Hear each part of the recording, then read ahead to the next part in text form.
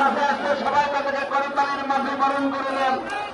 মাসুদ এবং হান্নান সংগ্রামের সাথে বন্ধুরা আজকে জাতীয়তাবাদী শ্রমিক দলের কেন্দ্রীয় কর্মসূচির অংশ হিসেবে রাজশাহী